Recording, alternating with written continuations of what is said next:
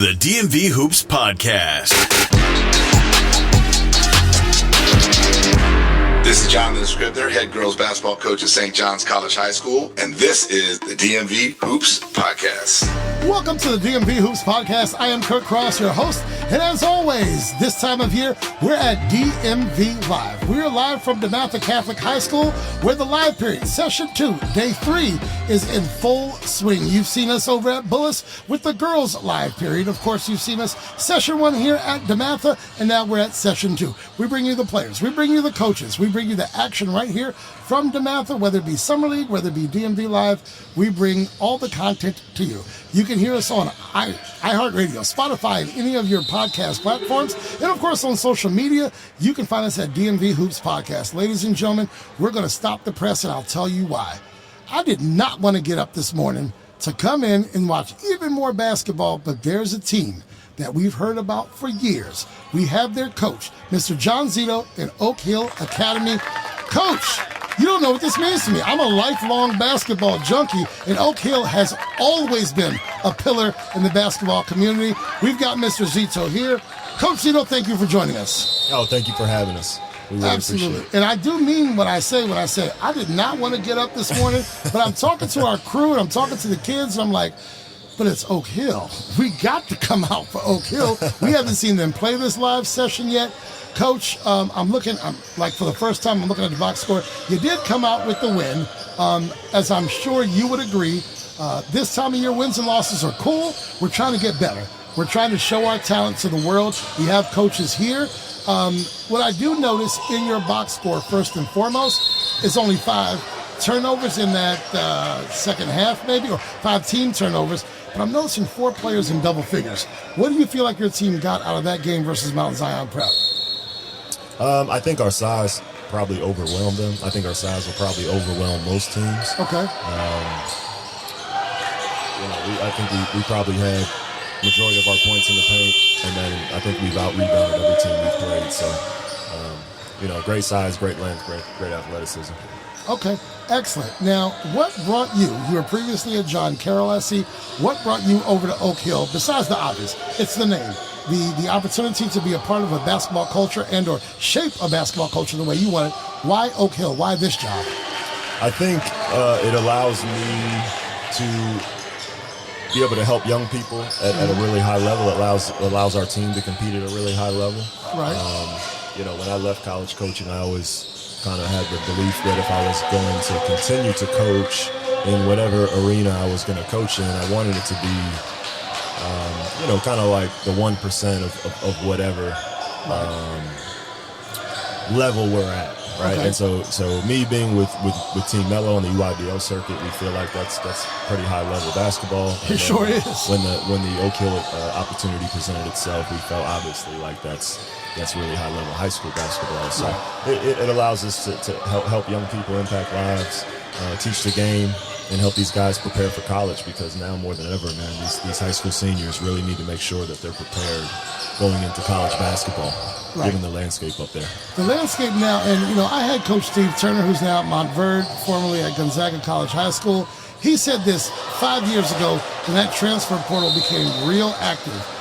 Is it tougher for you to field these young people in so much as a lot of college coaches are going into the portal, before they look at the high school talent? How does that change what you must do in terms of preparing your players? I think we have to be very honest with them. Okay. In the sense that, yes, the landscape has changed drastically. We talk to college coaches on a daily basis, and most of them, when they call, they're not asking about our high school guys. They're asking about our former players that are currently in college. Right. So I think it's a very honest conversation, and really like a conversation that takes place over the length of time, where it's like, guys, you have to understand, college coaches they don't see the value in a high school senior like they see about the value in a second, third, fourth year college guy. Right. And so that means you have to be all that much more prepared physically, mentally, every touch point of being a basketball player has to be better. You just have to be better. And it's easier said than done. And I think it's a simple concept, but not an easy concept for players and parents to grasp. I'm seeing guys get recruited, 2, sometimes 3 levels below what they would be recruited, 5-10 years ago, right? 6 years ago, for sure. Yeah.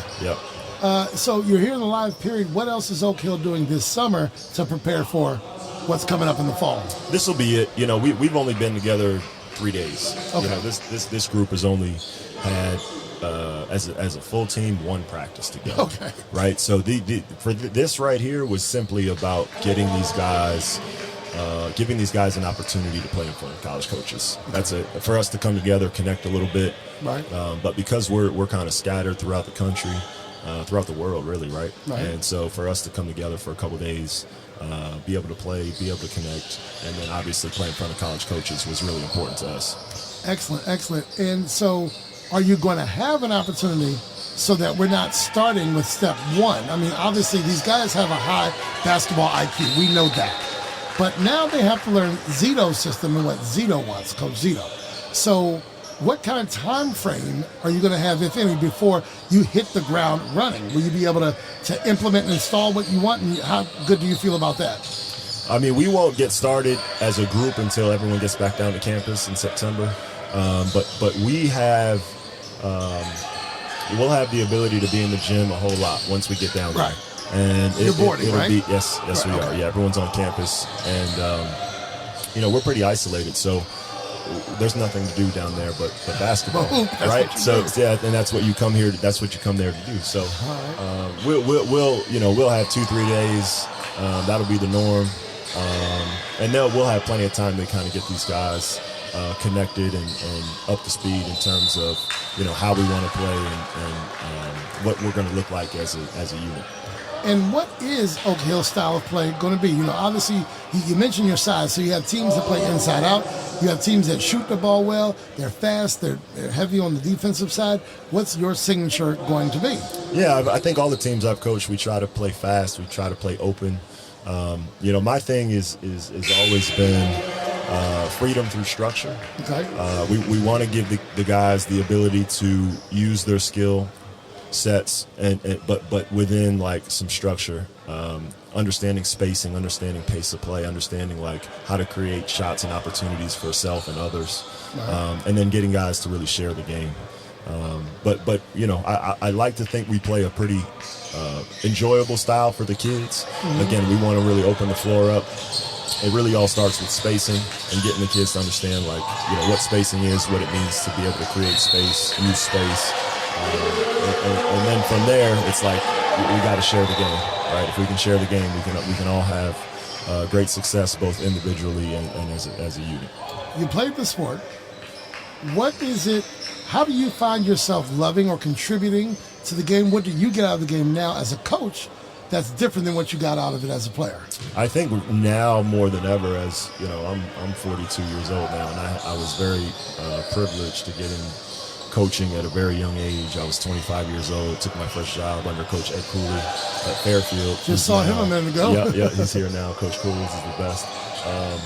And so, having been in this thing a long time, I think more now than ever, really teaching the game and getting young people to understand, kind of going back to our conversation a couple minutes ago about college coaches and what they value. It's like getting them to really understand what high-level basketball and what winning at a really high level looks like. And because I think so many times kids equate being a really good basketball player to scoring. Oh, man. And at the college level, man, that's such a small part of the game, right? They want to know what else you can do to impact winning at a high level. And 9 times out of 10, most freshmen are not going into a situation where they're going to be relied on to score. So it's like, guys, you got to understand, yes, in your individual situation, wherever you are, yes, you're relied on to score, but you got to understand that's almost handicapping a lot of kids in terms of their understanding of what it means to impact winning at a really high level. Well, come on, Coach. Everybody on every floor, in every gym across the country, if they're going to get a Division I scholarship, they were probably the best scorer on their team. But guess what? When you go to Oklahoma, or when you go to Connecticut, when you go to University of Texas, everybody on that roster was the number one scorer on their team. So they've got that. But let me ask you this. Do you want that kid, or do you want someone who's a dog on defense? Because not everybody knows how to be a dog on defense, right? Yeah, I think it's tough. You obviously need a certain mindset, right? That dog mentality. But you also need a certain skill set, and understand, like, playing really hard is now become a skill. I think for a while that was kind of just the standard where everybody played really hard. But now today, I feel like, guys that can separate themselves in terms of their ability to consistently play harder than everybody else is absolutely a skill set. Well, so I'm 10 years older than you. I didn't play the game at any high level. I played 1 year of rec ball. If I had come into your gym, the 16-year-old me, you'd laugh me out of the gym. I'm not a baller. I coached it for a while, and then I broadcast about it. Yep. But, the thing is that you don't have, like you said, it is a skill, being able to play hard. In your day, in my day, I would go down the street, and all I would see was blacktop pickup basketball. And I'm not sure I see that so much anymore. I see guys your age out there still playing pickup, right? But I don't see these 16-year-olds. But there's the AAU circuit, and there are a lot of things that sort of have changed. There were two teams 25 years ago, for AAU, and now there's, unfortunately, there are some teams out there who aren't even accredited who are AAU programs, and they're selling dreams and all that. There are the Mellows, there's the Takeovers, there's the Durant. Yep. Those teams are, they've got the sponsorship. Yep. They're legit. But man, we got some kids playing 8-10 games a weekend, and that kind of thing. It's different. It's different. It's very different. I won't say better or worse, but it's different. It's different. I'll say this. I don't want to get you in trouble. Yeah, no. Hey, listen, I that doesn't bother me. If we look at the NBA, right, the highest level, the last, I believe, 6 NBA MVPs, international guys. Well, those international guys, they practice. Well, their model is completely different. Their model is what we used to emulate, right? We would practice 5-6 days a week, and you play one game, and then you take a day off, and then you go back to practice. But now, and now it's it's 3, 4, 5 games a week. If you get into summer and you're in the AAU ball, it's 2-3 games a day. And then if you don't show up to practice, you can still play. That's right. That's right. Well, a lot of AAU teams don't practice. Right. With us at Mello, we try to practice as much as we possibly can. Sure. But kids coming from kind of different parts of the country, it gets challenging. But and then the other thing is kids specialize so young, man. They you have kids that start at 7, 8 years old that are playing basketball year round. Right. I know like the Achilles stuff has been a big conversation in the NBA with Hallie tearing his last week. That's a different series, I think, or a different game 7 if he's healthy that whole game. For sure. He started off 3 for 3 from 3. but I think, again, like, I don't know.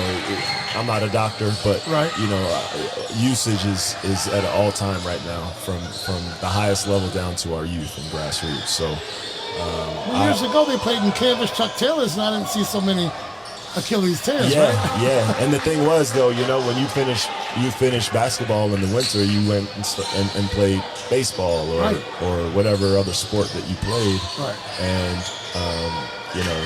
not wearing those muscles down. 10, 11 months, right? Yep. And so I think that has something to do with it. But again, I'm no physician, I'm no doctor. That's just my opinion. Over at the girls' live period, I talked to a 3-sport athlete who said she believes that playing those different sports helps her body to be more game ready than playing one sport all year. I think for her it was volleyball, it was basketball, and it may have been track as well. I think it was track as well. But I hear you on that. I agree with that. Again, I'm no physician either. Last question I want to ask you is, Oak Hill, your brand of basketball.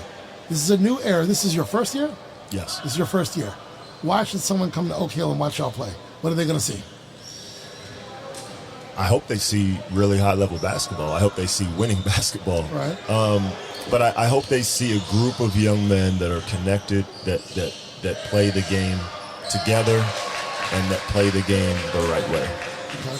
And when I mean the right way, I mean, we're sharing the basketball. You're seeing guys play for the guy to the right and the left of them.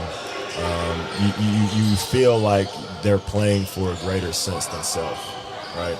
And, one of the first things that college coaches are going to expect once you step on campus is that you start like buying in or connecting or becoming part of the team. Like that in terms of a skill, that's also a skill set. Right. It's not easy for everybody to understand, like, hey, I'm now one of 13 scholarship guys. Everyone here was the guy, right? And I have to figure out my place in all of this.